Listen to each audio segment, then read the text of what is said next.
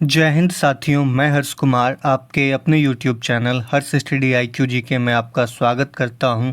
तो आज की वीडियो में हम लोग जानने वाले हैं फ्रेंड, भारत की पंचवर्षीय योजना के बारे में, यानी कि 5 ईयर प्लान ऑफ इंडिया के बारे में। तो फ्रेंड, आप किसी भी एग्ज़ाम की तैयारी कर रहे हो, ये वीडियो आपके लिए इम्पॉर्टेंट रहने वाला है, क्योंकि मैंने भारत की पंचवर्षीय योजना से जितने भी इम्पॉर्टेंट प्रश्न बन सकते थे इस वीडियो में कवर किया है। तो इस वीडियो को अंत तक देखिएगा फ्रेंड। अगर ये वीडियो आपको इम्पॉर्टेंट लगे तो चैनल को लाइक करके सब्सक्राइब जरूर कर लीजिएगा। तो चलिए जानते हैं पंचवर्षीय योजनाओं के बारे में। तो पंचवर्षीय योजनाएं भारत के प्रथम प्रधानमंत्री पंडित जवाहरलाल नेहरू द्वारा सन 1951 ईस्वी में देश के आर्थिक विकास को गति देने के लिए पंचवर्षीय योजना शुरू की गई थी। तो ये पंचवर्षीय योजना लाए थे भारत के प्रथम प्रधानमंत्री पंडित जवाहरलाल नेहरू, और ये लाया गया था 1951 ईस्वी में। लेकिन नरेंद्र मोदी सरकार ने देश के विकास को नई दिशा देने के उद्देश्य से योजना आयोग को समाप्त कर इसके स्थान पे 1 जनवरी 1915 को नीति आयोग की स्थापना कर दिया गया। तो हम लोग ये जो पंचवर्षीय योजना है इसको योजना आयोग के पहले नाम से जानते थे, लेकिन नरेंद्र मोदी ने 1 जनवरी 2015 को नीति आयोग की स्थापना कर दी। अब पंचवर्षीय योजना नहीं चलती है 1 जनवरी 2015 से। तो भारत की पहली पंचवर्षीय योजना 1951 में शुरू की गई थी। पंडित जवाहरलाल नेहरू ने भारत में पंचवर्षीय योजनाओं की अवधारणा पेश की थी, यानी पंचवर्षीय योजना शुरू करने वाले प्रधानमंत्री पंडित जवाहरलाल नेहरू थे। भारत ने रूस देश से पंचवर्षीय योजना अपनाया। तो एक क्वेश्चन फ्रेंड यहाँ भी बनता है कि भारत ने पंचवर्षीय योजना कहाँ से लिया। तो भारत ने पंचवर्षीय योजना रूस से लिया है। तो आप यह इम्पॉर्टेंट रूप से याद रखिएगा। तो जोसेफ स्टेलिन प्रथम व्यक्ति थे जिन्होंने सोवियत संघ में वर्ष 1928 ईस्वी में पंचवर्षीय योजना लागू किया, यानी जोसेफ स्टेलिन जो थे उन्होंने सबसे पहले पंचवर्षीय योजना शुरू किया था रूस में। पंचवर्षीय योजना बनाने का मुख्य उद्देश्य था, यानी जिसको दिया गया था ये काम कि आप पंचवर्षीय योजना बनाइएगा, वो था फ्रेंड योजना आयोग। योजना आयोग पंचवर्षीय योजना को बनाया करता था। तो योजना आयोग जो है फ्रेंड, योजना आयोग का गठन 15 मार्च 1950 ईस्वी को हुआ। तो चाहे तो आप इसे इम्पोर्टेंट रूप से याद रख सकते हैं कि 15 मार्च 1950 ईस्वी को योजना आयोग का गठन हुआ। तो भारत के प्रधानमंत्री ही इसके अध्यक्ष होते थे, यानी कि योजना आयोग का जो गठन हुआ था उसका अध्यक्ष भारत के प्रधानमंत्री होते थे। और पहले अध्यक्ष जो हुए वो पंडित जवाहरलाल नेहरू हुए, क्योंकि वो भारत के पहले प्रधानमंत्री थे। और पहले उपाध्यक्ष जो हुए वो गुलजारी लाल नंदा जी थे। तो भारत की पंचवर्षीय योजनाओं को अंतिम स्वीकृति राष्ट्रीय विकास परिषद यानी NDC देता था। तो ये भी इम्पॉर्टेंट है कि भारत की पंचवर्षीय योजनाओं को अंतिम स्वीकृति भारतीय राष्ट्रीय विकास परिषद यानी कि NDC देता था। आप इस इम्पॉर्टेंट रूप से याद रखिएगा ये। तो ये दिया गया फ्रेंड चार्ट कि कब कब पंचवर्षीय योजना आई थी। आप चाहे तो आप इसका स्क्रीनशॉट लेके रख सकते हैं। तो आइए प्रश्न उत्तर के माध्यम से हम लोग भारत की पंचवर्षीय योजनाओं के अवधि के काल को पढ़ते हैं। तो भारत की पहली पंचवर्षीय योजना की अवधि क्या थी। तो भारत की जो पहली पंचवर्षीय योजना आई थी फ्रेंड, वो आया था 1951 से लेके 1956 तक। तो 1951 से 1956 तक भारत की पहली पंचवर्षीय योजना लाई गई थी। अगला प्रश्न है फ्रेंड कि पहली पंचवर्षीय योजना का मुख्य उद्देश्य क्या था। ये बहुत ही इम्पोर्टेंट प्रश्न है। ये बहुत बार परीक्षाओं में पूछा जाता है कि पंचवर्षीय योजना का मुख्य उद्देश्य क्या है, यानी कि पहली दूसरी जो भी पंचवर्षीय योजना हो वो लाई गई है तो उसका उद्देश्य क्या था। तो पहली पंचवर्षीय योजना का जो फ्रेंड मुख्य उद्देश्य था वो कृषि का विकास था, क्योंकि जिस समय हम लोग आज़ाद हुए थे उस समय हम लोगों के पास भरपेट भोजन के लायक अनाज नहीं था, इसीलिए कृषि विकास के तरफ ध्यान दिया गया। तो इम्पॉर्टेंट रूप से आप इसे याद रखिएगा। नेक्स्ट है, किस पंचवर्षीय योजना के अंतर्गत 5 भारतीय प्रौद्योगिकी संस्थाएं स्थापित किए गए। तो किस पंचवर्षीय योजना के तहत 5 भारतीय प्रौद्योगिकी स्थापित किए गए फ्रेंड? तो ये किया गया था पहली पंचवर्षीय योजना के तहत। नेक्स्ट है, पहली पंचवर्षीय योजना किस मॉडल पे आधारित थी? यानी ये किस मॉडल पे आधारित थी पहली पंचवर्षीय योजना? तो ये जिस मॉडल पे आधारित थी उसे बोलते हैं हम लोग Herald dammar model. Herald dammar model पे आधारित थी पहली पंचवर्षीय योजना। अगर आप बीपीएससी या फिर यूपीएससी की तैयारी करते हैं तो इसमें ये प्रश्न बहुत इंपॉर्टेंट रूप से पूछा जाता है। तो आइए जानते हैं पहली पंचवर्षीय योजना से जुड़े हुए महत्वपूर्ण तथ्यों के बारे में। तो पहली पंचवर्षीय योजना जो है फ्रेंड वो 1 अप्रैल 1951 ईस्वी को आया और 31 मार्च 1956 तक यह योजना चला। पहली पंचवर्षीय योजना, इस योजना में कृषि को उच्च प्राथमिकता दी गई, यानी कि कृषि को ऊपर रखा गया। यह योजना सफल रही तथा इस योजना का जो लक्षित वृद्धि दर था वो हम लोगों ने डिसाइड किया था कि 2.1 हो, लेकिन हम लोग प्राप्त किए थे 3.6%, यानी कि जितना हम लोग सोचे थे उससे ज़्यादा था। तो ये पंचवर्षीय योजना सफल आप मान सकते हो। इस योजना के दौरान राष्ट्रीय आय में तो 18% तथा प्रति व्यक्ति आय में 11% की कुल वृद्धि दर्ज की गई। इस योजना काल में सार्वजनिक उद्योग के विकास की उपेक्षा की गई तथा इस मद में मात्र 6% राशि खर्च की गई थी। यानी कि उद्योगों में तो बहुत कम राशि खर्च किया गया था, मतलब 100 रुपये में से 6 रुपये ही उद्योगों को दिया गया था। तो इसका जो प्रमुख कार्य था फ्रेंड इस योजना आयोग का, पहली योजना आयोग का, इस योजना काल के दौरान कई बड़ी सिंचाई परियोजना जैसे भाखड़ा नागल परियोजना, तो याद रखिएगा फ्रेंड ये पहली पंचवर्षीय योजना में बना था। भाखड़ा नागल परियोजना, दामोदर नदी घाटी परियोजना, व्यास नदी परियोजना, ये सभी जो भी नदी घाटी बड़ी बड़ी नदी घाटी परियोजना थी वो पहली पंचवर्षीय योजना में ही बनाई गई थी। नेक्स्ट है फ्रेंड कि दूसरी पंचवर्षीय योजना की अवधि क्या थी? तो दूसरी पंचवर्षीय योजना की जो अवधि थी वो 1956 से लेके 1961 तक था, दूसरी पंचवर्षीय योजना। नेक्स्ट है, दूसरी पंचवर्षीय योजना का मुख्य उद्देश्य क्या था? तो दूसरी पंचवर्षीय योजना का जो फ्रेंड मुख्य उद्देश्य था वो था औद्योगिक विकास। आप देख सकते हैं कि पहली पंचवर्षीय योजना में हम लोगों ने कृषि विकास किया, दूसरे पंचवर्षीय योजना में हम लोग औद्योगिक विकास की तरफ ध्यान दे रहे हैं। नेक्स्ट है, दूसरी पंचवर्षीय योजना किस मॉडल पे आधारित थी? तो ये मॉडल था friend PC Mahalanobis. PC Mahalanobis दूसरी पंचवर्षीय योजना का मॉडल था। तो आइए हम लोग जानते हैं दूसरे पंचवर्षीय योजना से जुड़े हुए महत्वपूर्ण तथ्यों के बारे में। तो दूसरी पंचवर्षीय योजना जो आई थी फ्रेंड वो 1 अप्रैल 1956 से लेके 31 मार्च 1961 तक चली। दूसरी पंचवर्षीय योजना का मुख्य उद्देश्य समाजवाद की स्थापना करना था। यह योजना जो है वो पीसी महालनोबिस के 4 क्षेत्रीय मॉडल पर आधारित थी। इस योजना में देश के जीवन स्तर को ऊंचा उठाने के लिए 5 वर्षों में राष्ट्रीय आय में 25% वृद्धि का लक्ष्य निर्धारित किया गया था। लक्षित वृद्धि जो थी वो 4.5 थी, जबकि वास्तविक विकास की दर 4.27 थी। यानी कि हम लोगों ने 4.5 के आसपास रखा था, लेकिन हम लोगों को उससे थोड़ा सा कम 4.27 वृद्धि दर ही देखने को मिला था दूसरे पंचवर्षीय योजना में। इसमें भारी उद्योगों व खनिजों को उच्च प्राथमिकता दी गई तथा इसमें सार्वजनिक क्षेत्र के व्यय की 24% राशि खर्च की गई। द्वितीय प्राथमिकता यातायात व संचार को दिया गया, जिसमें 28% राशि खर्च किया गया। तो इस समय न फ्रेंड दूसरे पंचवर्षीय योजना के समय जैसे कि भिलाई, राउरकेला और दुर्गापुर जैसे महत्वपूर्ण उद्योग खोले गए। दूसरे पंचवर्षीय योजना में भारत में मिश्रित अर्थव्यवस्था का विकल्प चुन लिया था।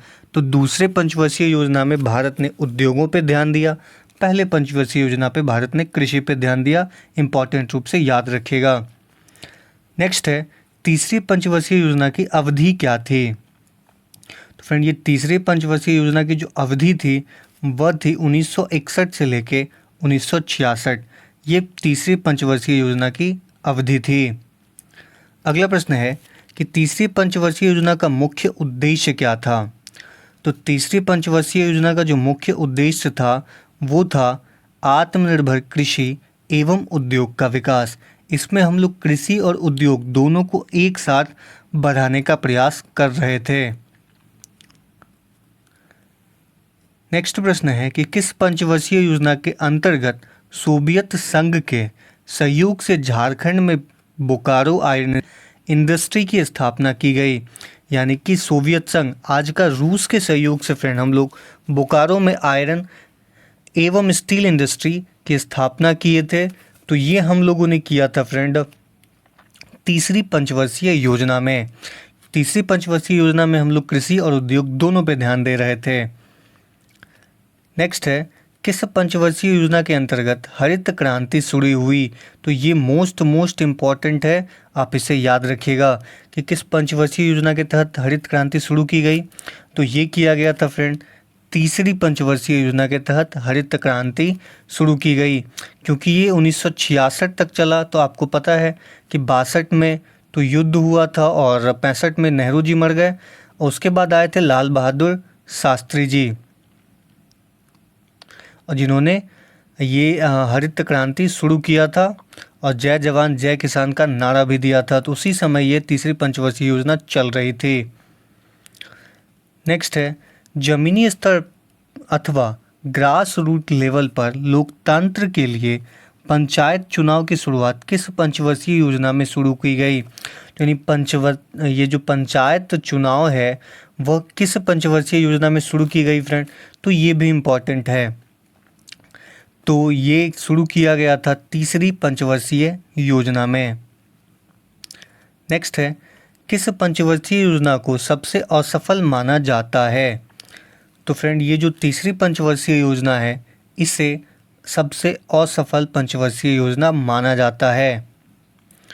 तो इस योजना की असफलता का मुख्य कारण है फ्रेंड भारत चीन युद्ध जो कि 1962 में हुआ, भारत पाक युद्ध जो कि 1965 में हुआ, तथा अभूतपूर्व सूखा जो 1966 में हुआ।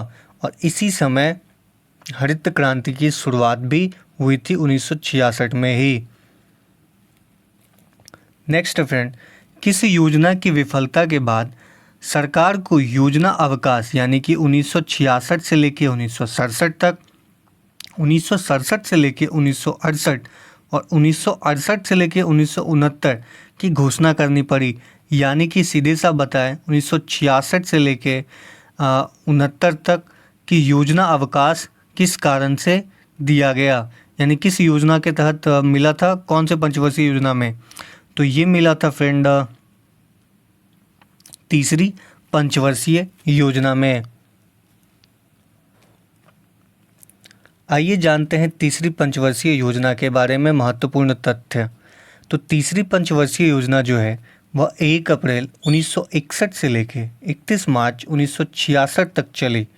इस योजना का जो उद्देश्य था वह अर्थव्यवस्था को आत्मनिर्भर बनाना था तथा स्वतः स्फूर्त अवस्था पहुंचाना था।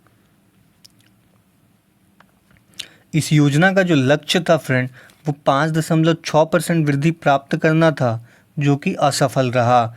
जो हम लोगों ने 2.4% प्रति वर्ष की वृद्धि दर ही प्राप्त की थी। इस योजना में कृषि तथा उद्योग दोनों को प्राथमिकता दी गई थी। तीसरी पंचवर्षीय योजना की विफलता के बाद भारत सरकार ने योजना अवकाश यानी 1966 से लेकर 1969 तक की घोषणा करनी पड़ी। चीन भारत युद्ध, भारत पाकिस्तान युद्ध योजना अवकाश के प्राथमिक कारणों में शामिल थे, जिसके कारण तीसरी पंचवर्षीय योजना विफल रही थी। तो आप याद रखिएगा सबसे विफल पंचवर्षीय योजना जो थी वो तीसरी पंचवर्षीय योजना ही थी। नेक्स्ट है फ्रेंड कि पहला योजना अवकाश की अवधि क्या थी।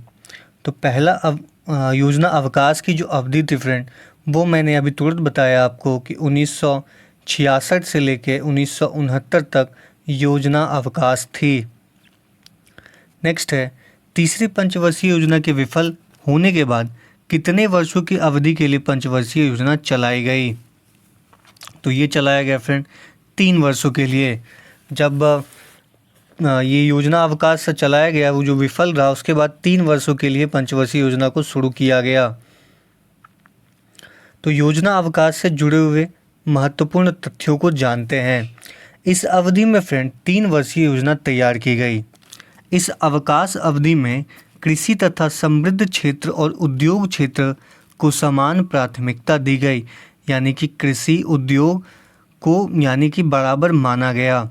योजना अवकाश का प्रमुख कारण भारत पाक संघर्ष तथा सूखे के कारण संसाधनों की कमी एवं मूल्य स्तर में वृद्धि हो रही थी। अगला प्रश्न है चौथी पंचवर्षीय योजना की अवधि क्या थी। तो चौथी पंचवर्षीय योजना की अवधि थी फ्रेंड 1969 से लेके 1974, ये चौथी पंचवर्षीय योजना की अवधि थी।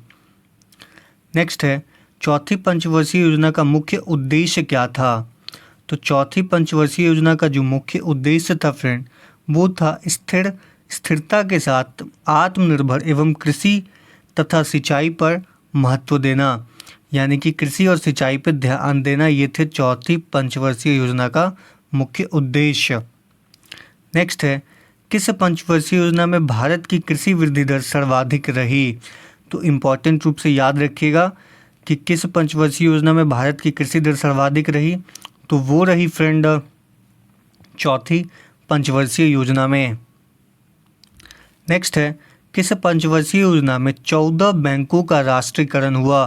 तो ये मोस्ट इम्पॉर्टेंट है, आप इसे इम्पॉर्टेंट रूप से याद रखिएगा।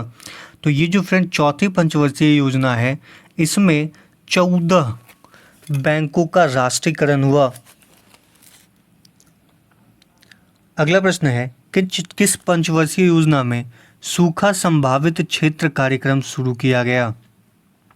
तो जो सूखा संभावित क्षेत्र शुरू किया गया था, वो किया गया था फ्रेंड चौथी पंचवर्षीय योजना में। नेक्स्ट है किस पंचवर्षीय योजना में इसरो की स्थापना की गई। जो आज इसरो लूनर मिशन और सन मिशन भेज रहा है, वही इसरो, इस इसरो की जो स्थापना किया गया था फ्रेंड, ये किया गया था चौथी पंचवर्षीय योजना में। तो आइए जानते हैं फ्रेंड चौथी पंचवर्षीय योजना से जुड़े हुए महत्वपूर्ण तथ्यों को। तो ये जो चौथी पंचवर्षीय योजना है, यह 1 अप्रैल 1969 से लेके 31 मार्च 1974 तक चली थी।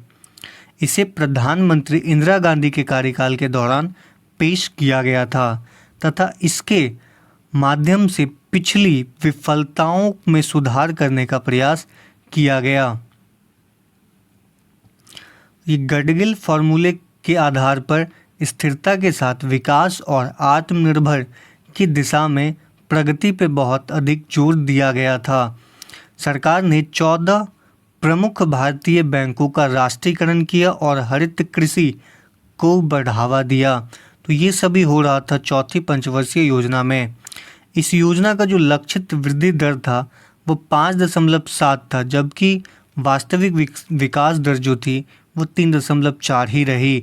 तो आप इस पंचवर्षीय योजना को भी विफल मान ही सकते हैं। नेक्स्ट है पंचवर्षीय योजना की अवधि क्या थी, यानी 5वीं पंचवर्षीय योजना की अवधि क्या थी। तो 5वीं पंचवर्षीय योजना की जो अवधि थी फ्रेंड, वो थी 1974 से लेके 1978। ये 5वीं पंचवर्षीय योजना की अवधि थी। नेक्स्ट है 5वीं पंचवर्षीय योजना का मुख्य उद्देश्य क्या था। तो इस पंचवर्षीय योजना का जो मुख्य उद्देश्य था वो था गरीबी उन्मूलन और आत्मनिर्भरता पे बल देना। ये 5वीं पंचवर्षीय योजना का मुख्य उद्देश्य था। अगला प्रश्न है किस पंचवर्षीय योजना में पहली बार गरीबी हटाओ का नारा दिया गया। तो ये जो थी फ्रेंड, ये 5वीं पंचवर्षीय योजना था जिसमें गरीबी हटाओ का नारा दिया गया था। अगला है कौन सी पंचवर्षीय योजना में केवल 4 साल ही चली थी? यानी कौन सी पंचवर्षीय योजना थी जो 4 साल चली? तो ये चली थी फ्रेंड 5वीं पंचवर्षीय योजना, ये मात्र 4 साल ही चल पाई थी। अगला है कि किस पंचवर्षीय योजना में भारतीय राष्ट्रीय राजमार्ग प्रणाली की शुरू किया गया था? तो किस पंचवर्षीय योजना में भारतीय राष्ट्रीय राजमार्ग प्रणाली शुरू किया गया था? तो ये किया गया था फ्रेंड 5वीं पंचवर्षीय योजना में। तो आइए जानते हैं 5वीं पंचवर्षीय योजना से जुड़े हुए महत्वपूर्ण तथ्य। तो 5वीं पंचवर्षीय योजना 1 अप्रैल 1974 ईस्वी में से 31 मार्च 1978 ईस्वी तक चली थी। वर्ष 1975 ईस्वी में विद्युत आपूर्ति अधिनियम में संशोधन किया गया, जिसे केंद्र सरकार बिजली उत्पादन और पराशोषण के क्षेत्र में प्रवेश कर सकी। इस योजना के पहले वर्ष में शुरू किया गया न्यूनतम आवश्यकता कार्यक्रम यानी कि मिनिमम नीड प्रोग्राम, जिसे हम लोग MNP के नाम से जानते हैं, जिसका उद्देश्य था कि बुनियादी न्यूनतम आवश्यकताओं को प्रदान करना। MNP KDP धड़ द्वारा तैयार किया गया था। ये जो MNP है फ्रेंड, ये DP धड़ द्वारा तैयार किया गया था। आप इसे इम्पोर्टेंट रूप से याद रखिएगा। और इसका जो लक्षित विकास दर था वो 4.4 था और हम लोगों ने इसे प्राप्त किया 4.8। वर्ष 1978 में नवनिर्वाचित मोरारजी देसाई सरकार ने इस योजना को खारिज कर दिया था। नेक्स्ट है दूसरा योजना अवकाश की अवधि क्या थी? तो फ्रेंड यहाँ पे दूसरा अवकाश योजना चालू हो गया। इसकी जो अवधि थी वह थी 1978 से लेके 1980 तक, यानी कि 2 साल तक इसका अवकाश चल रहा था। नेक्स्ट है छठी पंचवर्षीय योजना की अवधि क्या थी? जो छठी पंचवर्षीय योजना आई थी फ्रेंड, इसकी जो अवधि थी वो था 1980 से लेके 1985। ये छठी पंचवर्षीय योजना की अवधि काल थी। नेक्स्ट है छठी पंचवर्षीय योजना का मुख्य उद्देश्य क्या था? तो ये जो छठा पंचवर्षीय योजना आया था, इसका मुख्य उद्देश्य था फ्रेंड गरीबी उन्मूलन, रोजगार में वृद्धि। ये था छठी पंचवर्षीय योजना का मुख्य उद्देश्य। किस पंचवर्षीय योजना में शिवराम समिति की सिफारिश पर राष्ट्रीय कृषि और ग्रामीण विकास बैंक, जिसे हम लोग नाबार्ड के नाम से जानते हैं, स्थापित हुई? तो ये भी छठी पंचवर्षीय योजना में ही नाबार्ड की स्थापना की गई। आप इसे याद रखिएगा। नेक्स्ट है किस पंचवर्षीय योजना में जनसंख्या वृद्धि को नियंत्रण करने के लिए परिवार नियोजन कार्यक्रम शुरू किया गया? तो ये शुरू किया गया था फ्रेंड छठी पंचवर्षीय योजना में परिवार नियोजन कार्यक्रम। अगला प्रश्न है किस पंचवर्षीय योजना में मूल्य नियंत्रणों को समाप्त करके आर्थिक उदारीकरण की शुरुआत की रेखांकित किया गया? यानी कि आर्थिक उदारीकरण जो लाया गया था वो किस पंचवर्षीय योजना में लाया गया? तो वो लाया गया था फ्रेंड छठी पंचवर्षीय योजना में। अगला प्रश्न है किस पंचवर्षीय योजना में नेहरूवादी समाजवाद के अंत के रूप में देखा गया? तो किस पंचवर्षीय योजना में नेहरूवादी समाजवाद का अंत देखा गया? तो ये देखा गया आपका छठी पंचवर्षीय योजना में। तो आप इसे भी इम्पोर्टेंट रूप से याद रख सकते हैं। अगला प्रश्न है फ्रेंड कि किस पंचवर्षीय योजना का आरंभ रोलिंग प्लान जो जनता पार्टी सरकार द्वारा बनाई गई थी को समाप्त करके की गई? यानी रोलिंग प्लान जो लाया गया वो किस पंचवर्षीय योजना में लाया गया था?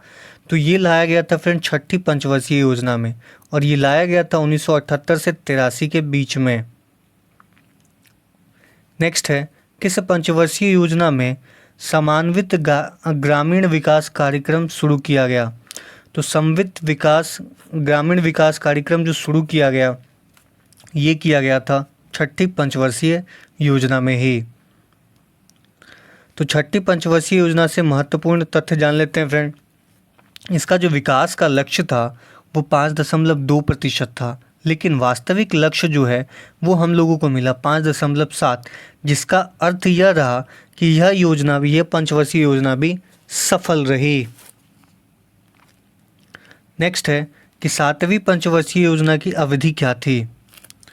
तो सातवीं पंचवर्षीय योजना की जो अवधि थी फ्रेंड वह 1985 से लेके 1990 तक था।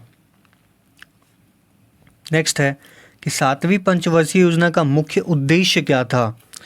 तो सातवीं पंचवर्षीय योजना का जो मुख्य उद्देश्य था फ्रेंड वो था रोजगार, शिक्षा तथा जन स्वास्थ्य का विकास। रोजगार, शिक्षा तथा जन स्वास्थ्य का विकास यह था सातवीं पंचवर्षीय योजना का काम।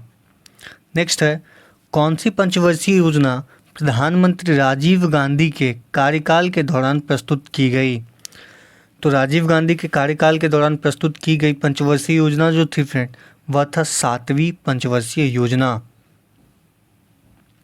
नेक्स्ट है लक्कड़वाल समिति द्वारा गरीबी की माप सबसे पहले किस पंचवर्षीय योजना में शुरू की गई। तो याद रखिएगा लक्कड़वाल समिति ही जो थे उन्होंने गरीबी की माप मतलब गरीबी को मापा कैसे जाए वो मापदंड बताया था। और ये जिस पंचवर्षीय योजना में शुरू किया गया वो पंचवर्षीय योजना है फ्रेंड सातवीं पंचवर्षीय योजना। नेक्स्ट है किस पंचवर्षीय योजना में भोजन, काम और उत्पाद का नारा दिया गया। तो भोजन, काम और उत्पाद का जो नारा दिया गया वो दिया गया था फ्रेंड सातवीं पंचवर्षीय योजना में, भोजन, काम और उत्पादन। तो याद रखिएगा इसे। नेक्स्ट है किस पंचवर्षीय योजना में जवाहर रोजगार योजना जैसा महत्वपूर्ण रोजगार कार्यक्रम आरंभ किया गया। तो ये योजना था फ्रेंड ये सातवीं पंचवर्षीय योजना था जिसमें जवाहर रोजगार योजना शुरू किया गया था। तो आइए जानते हैं सातवीं पंचवर्षीय योजना से जुड़े हुए महत्वपूर्ण तथ्य। तो सातवीं पंचवर्षीय योजना जो है फ्रेंड 1 अप्रैल 1885 से 31 मार्च 1990 तक चला था। इस पंचवर्षीय योजना प्रौद्योगिकी के उपयोग के माध्यम से औद्योगिक उत्पादन के स्तर में सुधार पर जोर दिया गया। यानी मोटा मोटी आप जान सकते हैं इस पे उद्योग को सुधारने पे ध्यान दिया गया था। इसने गरीबी विरोधी कार्यक्रम, आधुनिक प्रौद्योगिकी के उपयोग और भारत को एक स्वतंत्र अर्थव्यवस्था बनाने की आवश्यकता पर बल दिया था। इसका जो लक्ष्य दर था वो 5% ही रखे थे, लेकिन हम लोगों को 6.01% मिला। इस योजना में प्रति व्यक्ति आय में 3.6% प्रति वर्ष की वृद्धि दर्ज की गई। नेक्स्ट है तीसरा योजना अवकाश की अवधि क्या थी। तो तीसरा योजना अवकाश की जो अवधि थी फ्रेंड वो 1990 से लेके 1992 तक था। तीसरा अवकाश योजना क्या अवधि। तीसरा अवकाश योजना जो है 1990 से लेकर 92 के दौरान भारत में आर्थिक संकट से जूझ रहा था। इसी कारण वार्षिक योजना चलाई गई थी। नेक्स्ट है आठवीं पंचवर्षीय योजना की अवधि क्या थी। तो आठवीं पंचवर्षीय योजना की जो अवधि थी वो 1992 से लेकर 1997 तक था। आठवीं पंचवर्षीय योजना का अवधि। नेक्स्ट है आठवीं पंचवर्षीय योजना का मुख्य उद्देश्य क्या था। तो आठवीं पंचवर्षीय योजना का जो मुख्य उद्देश्य था वो था कि मानव संसाधन का विकास होना। ये आठवीं पंचवर्षीय योजना का मुख्य उद्देश्य था। नेक्स्ट है किस पंचवर्षीय योजना में प्रधानमंत्री रोजगार योजना जो कि 1993 में शुरू की गई थी। तो पंचवर्षीय प्रधानमंत्री रोजगार योजना जो लाया गया था वो लाया गया था फ्रेंड आठवीं पंचवर्षीय योजना में। तो आइए जानते हैं आठवीं पंचवर्षीय योजना से जुड़े हुए महत्वपूर्ण तथ्यों को। तो आठवीं पंचवर्षीय योजना जो है फ्रेंड वो 1 अप्रैल 1992 को लाया गया और 31 मार्च 1997 तक ये चला। तो आठवीं पंचवर्षीय योजना में विकेंद्रीकरण के माध्यम से पंचायतों और नगर पालिकाओं को शामिल करने पर जोर दिया गया था। आठवीं पंचवर्षीय योजना के तहत एलपीजी रिफॉर्म जो कि इम्पॉर्टेंट है, याद रखिएगा, जिसे हम लोग लिबरलाइजेशन, प्राइवेटाइजेशन और ग्लोबलाइजेशन पे ध्यान दिए थे। और इसी समय हम लोग जाके एलपीजी रिफॉर्म लाए थे। तो इसका जो लक्षित विकास दर था वो 5.6% था, लेकिन ये विकास दर अविश्वसनीय रूप से 6.8 रही थी। हम लोगों ने चाहा था कि 5.6 हो, लेकिन ये 6.8 रहा था। नेक्स्ट है, 9वीं पंचवर्षीय योजना की अवधि क्या थी? तो 9वीं पंचवर्षीय योजना की जो अवधि थी फ्रेंड, वह 1997 से लेकर 2002 तक था। अगला प्रश्न है कि 9वीं पंचवर्षीय योजना का मुख्य उद्देश्य क्या था? तो 9वीं पंचवर्षीय योजना का जो मुख्य उद्देश्य था वो था न्यायपूर्वक वितरण एवं समानता के साथ विकास। न्यायपूर्वक वितरण और समानता के साथ विकास जो था, यह 9वीं पंचवर्षीय योजना का उद्देश्य था। नेक्स्ट है, किस पंचवर्षीय योजना ने स्वतंत्रता के बाद भारत के 50 वर्षों को चिन्हित किया और अटल बिहारी वाजपेयी ने प्रधानमंत्री पद का नेतृत्व किया? तो ये किया था फ्रेंड 9वीं पंचवर्षीय योजना में। तो आइए जानते हैं 9वीं पंचवर्षीय योजना से जुड़े हुए महत्वपूर्ण तथ्यों को। तो 9वीं पंचवर्षीय योजना जो है 1 अप्रैल 1997 से लेकर 31 मार्च 2002 तक चली। इसका जो लक्षित वृद्धि दर था वो 6.5 था, लेकिन हम लोगों को 5.5 ही वृद्धि दर मिला और अंतर्राष्ट्रीय मंदी के कारण यह असफल रही थी, क्योंकि उस समय अंतर्राष्ट्रीय मंदी चल रहा था, इसीलिए वृद्धि दर थोड़ा कम हो गया। नेक्स्ट है, 10वीं पंचवर्षीय योजना की अवधि क्या थी? तो 10वीं पंचवर्षीय योजना की जो अवधि थी फ्रेंड, वो था 2002 से लेकर 2007 तक 10वीं पंचवर्षीय योजना का अवधि था।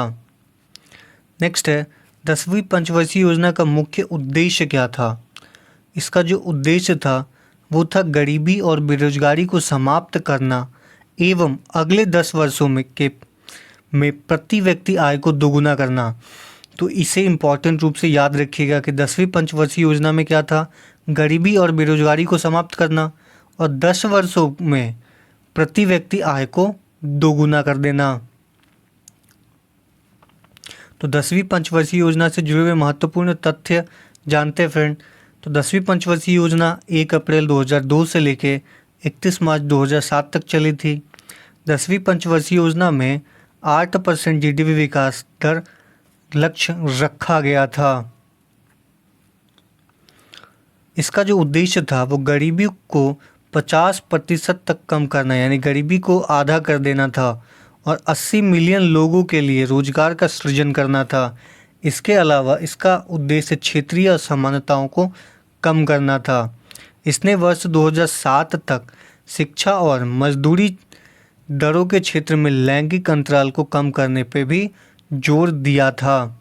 ये था 10वीं पंचवर्षीय योजना।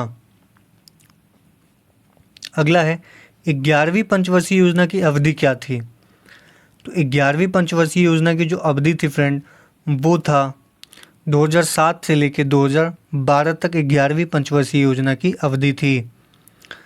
11वीं पंचवर्षीय योजना का जो मुख्य उद्देश्य था वो था फ्रेंड तीव्रता एवं समावेशी विकास। यह 11वीं पंचवर्षीय योजना का मुख्य उद्देश्य था। नेक्स्ट है, किस पंचवर्षीय योजना में वर्ष 2009 में शिक्षा का अधिकार अधिनियम प्रस्तुत किया गया, जो वर्ष 2010 में लागू हुआ? शिक्षा का अधिकार जो है वह किस पंचवर्षीय योजना में आया? तो वो आया फ्रेंड 11वीं पंचवर्षीय योजना में। नेक्स्ट है, 11वीं पंचवर्षीय योजना के दौरान प्रारंभ की गई मुख्य योजनाएं कौन सी थी? तो राष्ट्रीय स्वास्थ्य बीमा योजना ये 2007 में लाया गया और ये पंचवर्षीय योजना यानी 11वीं पंचवर्षीय योजना में ही लाया गया। उसके बाद प्रधानमंत्री रोजगार सृजन कार्यक्रम जो 2008 में लाया गया। इंदिरा गांधी राष्ट्रीय विकलांगता पेंशन योजना जो 2009 में लाया गया। राष्ट्रीय ग्रामीण आजीविका मिशन जो 2011 में लाया गया। राजीव आवास योजना जो कि लाया गया 2011 में, यानी कि सही आंसर हो जाएगा फ्रेंड उपयुक्त सभी। ये सभी लाया गया था 11वीं पंचवर्षीय योजना में। तो आइए जानते हैं 11वीं पंचवर्षीय योजना से जुड़े हुए महत्वपूर्ण तथ्यों के बारे में। तो 11वीं पंचवर्षीय योजना 1 अप्रैल 2007 से लेकर 31 मार्च 2012 तक चली थी। 11वीं पंचवर्षीय योजना की रूपरेखा सी रंगराजन ने तैयार की थी।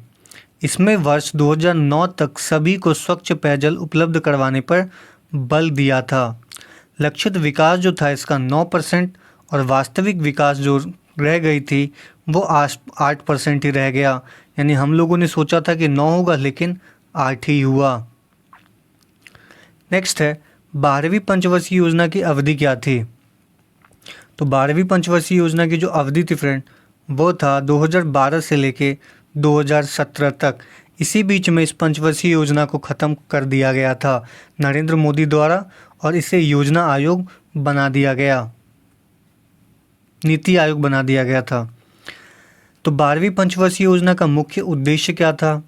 तो इस पंचवर्षीय योजना का जो मुख्य उद्देश्य था वो था तीव्र समावेशी और सतत विकास। ये इस पंचवर्षीय योजना का मुख्य उद्देश्य था। तो आइए जानते हैं 12वीं पंचवर्षीय योजना से जुड़े हुए महत्वपूर्ण तथ्य। तो 12वीं पंचवर्षीय योजना जो थी वो 1 अप्रैल 2012 में 31 मार्च 2017 तक चली थी। इसका उद्देश्य स्कूल में प्रवेश के संदर्भ में लैंगिक और सामाजिक अंतराल को दूर करना तथा उच्च शिक्षा तक पहुंच में सुधार करना।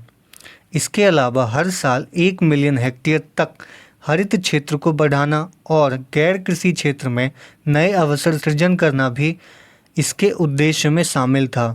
इसका जो लक्षित विकास दर था यानी वृद्धि दर था वो 9% था, लेकिन वर्ष 2012 में राष्ट्रीय विकास परिषद ने इसे 12वीं योजना के लिए 8% पे मंजूरी दे दी थी। यानी रखा 9 था, हम लोगों ने उसे फिर बाद में करके 8 कर दिया। तो फ्रेंड अगर ये वीडियो आपको इन्फॉर्मेटिव लगा हो तो चैनल को लाइक करके सब्सक्राइब जरूर कीजिएगा। मिलते हैं अगले वीडियो में।